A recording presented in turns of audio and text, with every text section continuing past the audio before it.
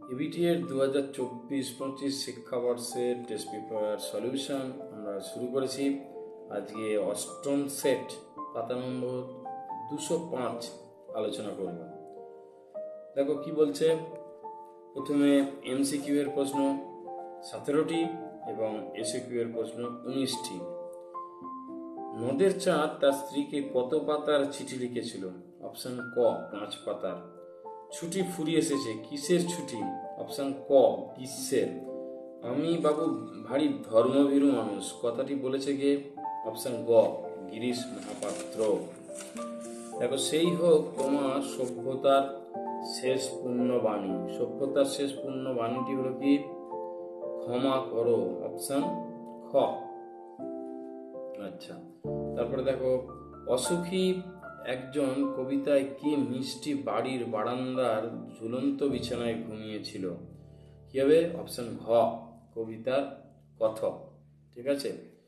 1-6 মধ্যেতে যে কন্যাকানী সে ছিল কি সংজ্ঞাহীন? অপশন ক। 4 খণ্ড রামায়ণ কপি করে একজন লেখক অষ্টাদশ শতকে নগদ পেয়েছিলেন কত? অপশন ক 7 টাকা। হিমালয় যেন পৃথিবীর মানদণ্ড উক্তিটি করেছেন কে? অপশন গ কালিদাস। এর নয় পরিভাষার উদ্দেশ্য হলো কি? ভাষার সংক্ষেপ। অপশন খ। আর একটা হয় সুনির্দিষ্ট করা, এখানে ভাষার সংক্ষেপ দিয়েছে, তাই ভাষার সংক্ষেপ সঠিক উত্তর হবে অপশন খ। বাক্যে সমাপিকা অসমাপিকা ক্রিয়ার পৃথক পৃথক কর্তা থাকলে অসমাপিকা ক্রিয়ার কর্তাকে বলা হয় অপশন ঘ নিরপেক্ষ কর্তা।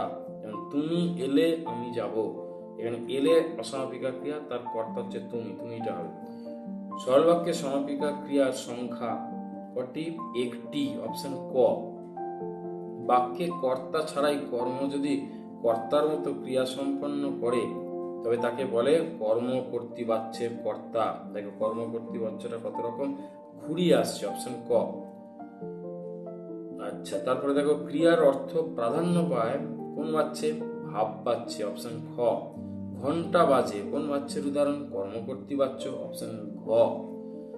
তারপরে বহুব্রীহি সমাসে অর্থ প্রাধান্য থাকে কোন পদের? পূর্বপদ পরপদ থাকে না, অন্য তৃতীয় পদের।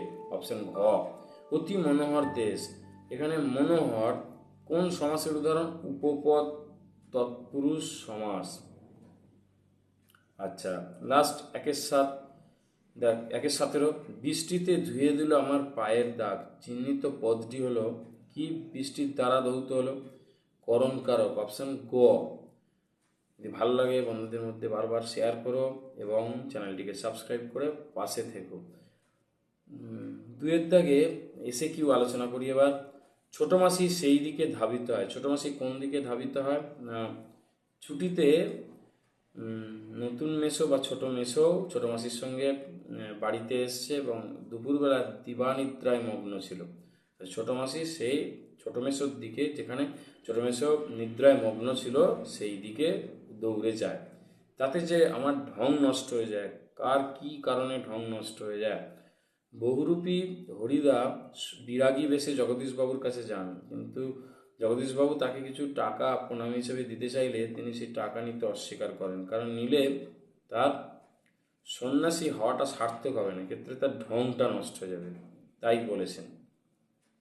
বুড়ো মানুষের কথাটা শুনো। বুড়ো মানুষটিকে নিমাই বাবু, এটা পথের দাবিতে রয়েছে। অদল বদল গল্পে অদল ও বদলের আসল নাম কি? অদল হচ্ছে অদি অমৃতের, আর বদল হচ্ছে ইসাবের নাম হয়। নদের চাঁদের ভারী আমোদ বোধ হইতে লাগলো। কি দেখে তার আমোদ বোধ হয়েছিল? না, 5 দিন টানা বৃষ্টির ফলে জলহীন নদীর জলস্তর অনেক ওপরে উঠে এসেছিল, জলস্ফীতি বেড়ে গিয়েছিল এবং তা হাত দিয়ে স্পর্শ করার মতো জায়গায় চলে গেছিল। এই রূপ থেকে তার আমোদ বোধ হইতে লাগিল বা আমোদ বোধ হলো। 2-2 রক্তের একটা কালো দাগ, দাগটি কিসের প্রতীক? ধ্বংসের প্রতীক। আমাদের পথ নেই আর, তাহলে আমাদের করণীয় কি? হাতে হাত রেখে ঐক্যবদ্ধ হয়ে থাকা। এসো যুগান্তের কবি। কবির ভূমিকাটি কি হবে? মানহারা মানবীর দ্বারে দাঁড়িয়ে ক্ষমা চেয়ে নেওয়াটাই হবে যুগান্তরের কবির প্রধান কাজ। রথে চড়ে বীর চূড়ামণি। বীর চূড়ামণিকে লঙ্কেশ্বর রাবণ পুত্র মেঘনাদ।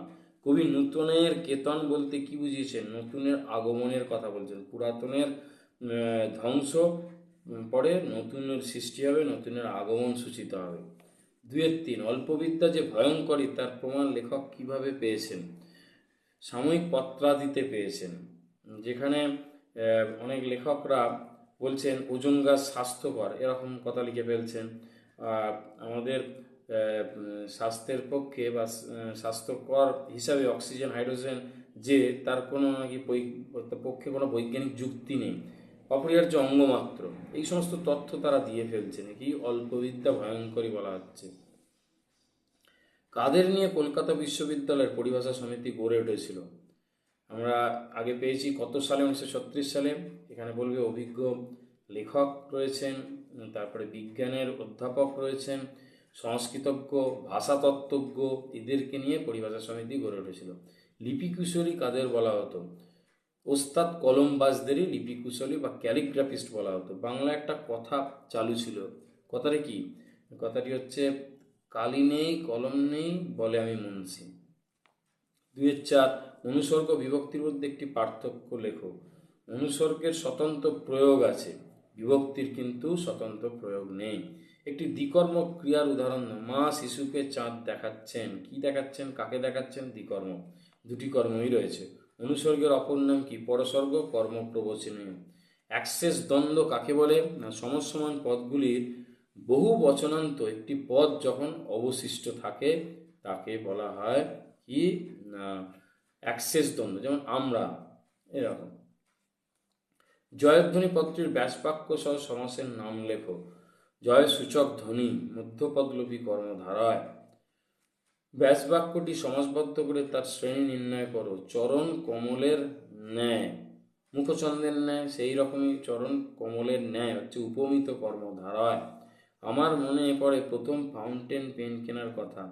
কর্তৃবাচ্যে রূপান্তর করো। আমি স্মরণ করি প্রথম ফাউন্টেন পেন কেনার কথা। তারপরে 2-4 বাচ্য শব্দের অর্থ কি? বক্তব্য বলার যোগ্য কোনো কথা। বক্তব্য বলার যোগ্য কোনো কথাকে বলা হচ্ছে বাচ্য বা বাচ্যের অর্থ। বৃথা আশা মরিতে মরিতেও মরে না, যৌগিক বাক্যে রূপান্তর। বৃথা আশা মরমর হয় কিন্তু মরে না। বাক্যের প্রধান দুটি অংশ কি কি? একটি উদ্দেশ্য, একটি বিধেয়। মানে যাকে উদ্দেশ্য করে কিছু বলা হয় সেটা উদ্দেশ্য, সেই উদ্দেশ্য সম্পর্কে যখন কিছু বলা হয় সেটা হচ্ছে বিধেয়। এই আশা করি তোমাদের উপকারে আসছে। যদি আসে বেশি করে শেয়ার করো আর পাশে থেকো, কবিতার ছন্দে থেকো। ধন্যবাদ।